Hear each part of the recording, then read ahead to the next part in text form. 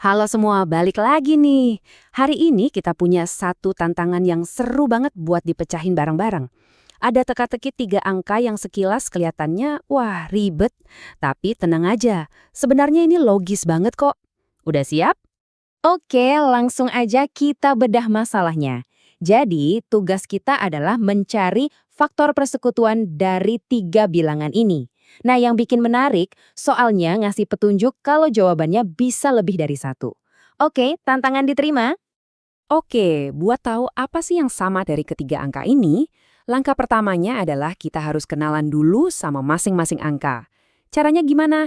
Kita akan mengupas mereka sampai ke bagian terkecilnya, yaitu faktor-faktor primanya. Anggap aja kita ini detektif matematika. Kita mulai dari angka yang pertama. Bentuknya ini 33 kuadrat dikurangi 3 kuadrat. Nah, bentuk kayak gini, selisih 2 kuadrat, itu petunjuk penting banget loh buat nyelesainnya dengan cara yang cerdas dan cepat. Yang paling keren di sini adalah kita bisa pakai jalan pintas. Pakai rumus selisih kuadrat, kita nggak perlu repot-repot ngitung 33 kuadrat itu berapa. Cukup kita ubah jadi 33 tambah 3 dikali 33 kurang 3. Jadinya 36 dikali 30. Dari situ, baru deh kita pecah masing-masing jadi faktor prima. Jauh lebih gampang kan? Dan inilah hasilnya. Setelah kita gabungin semua faktor primanya, kita dapat faktorisasi prima buat angka pertama. Oke, satu angka berhasil kita bedah. Tinggal 2 lagi. Ini fondasi yang penting banget buat langkah selanjutnya. Oke, kita lanjut ke angka berikutnya ya. Metodenya sama persis, kita masih jadi detektif yang sama. Nah, angka kedua kita bentuknya sedikit beda nih. Kali ini penjumlahan. Tapi jangan khawatir, prosesnya tetap sama. Kita sederhanain dulu, baru kita faktorkan. Kali ini nggak ada jalan pintas, jadi kita hitung langsung aja. Di sini kita cuma perlu ikutin aturan dasar aja. Kuadratin dulu, baru ditambah. Jadi 8 kuadrat itu 64, terus ditambah 296. Hasilnya 360. Nah, begitu dapat angkanya, langsung deh kita pecah jadi faktor-faktor primanya. Jadi, ini dia faktorisasi prima buat angka kedua kita. Poin kuncinya di sini. Coba deh perhatiin. Udah mulai kelihatan kan benang merahnya? Ada beberapa faktor yang sama persis dengan angka yang pertama tadi. Lanjut ke angka ketiga. Wah, yang ini paling enak nih. Kenapa? Soalnya udah dalam bentuk perkalian. Ini artinya pekerjaan kita jadi lebih gampang. Kita bahkan nggak perlu repot-repot ngitung hasil akhirnya. Tinggal kita pecah aja masing-masing. Angka 36 itu kan 2 kuadrat dikali 3 kuadrat, terus angka 35 itu 5 dikali 7. Simple. Dan selesai. Ini dia faktorisasi prima buat angka kita yang terakhir.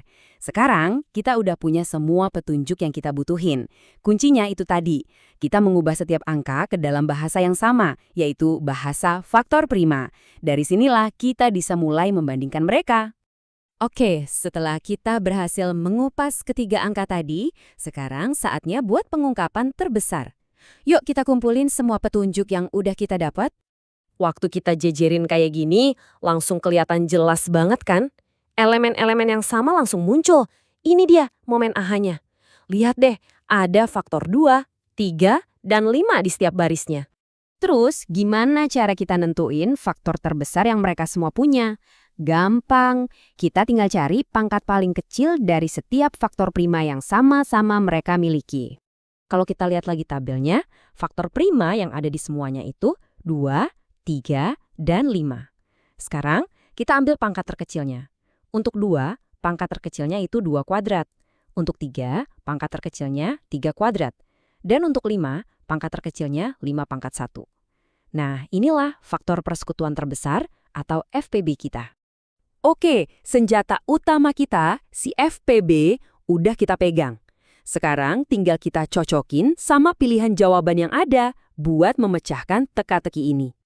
Ingat ya, aturannya sederhana. Semua bilangan yang bisa membagi si FPB kita ini, yaitu 2 kuadrat dikali 3 kuadrat dikali 5, itu adalah faktor persekutuan yang sah. Artinya, pangkat dari faktor primanya nggak boleh ada yang lebih tinggi dari pangkat yang ada di FPB. Yuk kita cek satu-satu. Pilihan A dan B, dua-duanya punya faktor 7. Nah, karena 7 itu bukan faktor persekutuan dari ketiga angka kita, A dan B udah pasti salah. Lanjut ke C. Wah, ini persis sama dengan FPB yang kita temukan tadi, berarti C sudah pasti benar. Terakhir, pilihan D. Di sini, semua pangkat faktor primanya nggak ada yang lebih tinggi dari FPB kita. Itu artinya, D juga merupakan faktor persekutuan yang sah. Jadi, kita berhasil. Ternyata, seperti petunjuk di awal, memang ada dua jawaban yang benar. Teka-teki terpecahkan. Jadi, pelajaran pentingnya bukan cuma soal jawabannya, tapi soal metodenya. Kemampuan buat ngubah sesuatu yang kelihatannya rumit jadi kepingan-kepingan yang lebih sederhana, itu adalah skill pemecahan masalah yang kepake banget, nggak cuma di matematika. Metode faktorisasi prima ini benar-benar jadi jurus andalan yang ampuh. Coba deh Anda pikirkan, kira-kira masalah lain apa lagi ya yang bisa dipecahkan dengan cara yang sama? Sampai ketemu di bahasan seru berikutnya.